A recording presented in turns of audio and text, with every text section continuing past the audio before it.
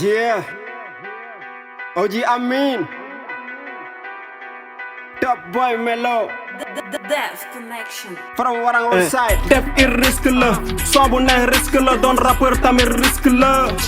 Ragal du ko def ñu dem et du ko def ragal du ko def ñu dem et du ko def du ko def du ko def. ama naa di boo ci biir hood bi ñeme lu metti ni danger gëmuloo ma kon de tant pis dañu pare rey comme ay vampire dama dëkk def lu ma sentir kaana du bàyyi day nagu job bu dul ñuul wax ma ko muy doon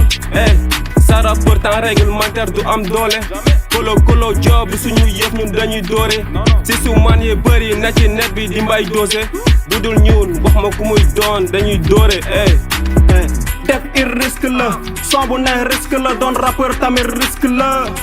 ragal du ko def ñu dem et du ko def ragal du ko def ñu dem et du ko def du ko def du ko def nigga dëgg-dëgg maay héros Théodore zéro wàññil wax ji day yàqu góor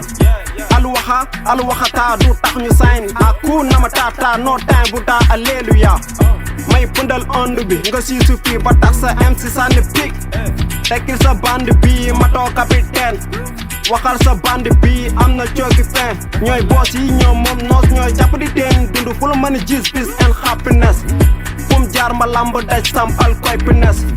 may tëj ay bekk ci bii la sound ku si ñàkk jom jot deuxième round nga gis lu graw fël ndaata fël kan moo fël fii suuf si di jalaa ñoo may rap lu neex men xol yi di ñamaa ñoo di ñamaa ñoo di ñamaa ñoo di ñamaa ñoo def ir risque la son bu neex risque la doon rappeur tamit risque la ragal du ko def ñu dem et du ko def ragal du ko def ñu dem et du ko def du ko def du ko def nigga ma nigga def ir risque la son bu neex risque la doon rappeur tamit risque la ragal du ko def ñu dem et du ko def ragal du ko def ñu dem et du ko def du ko def du ko def nigga ma nigga yeah OG Amin Top Boy Melo from Warang. What's up?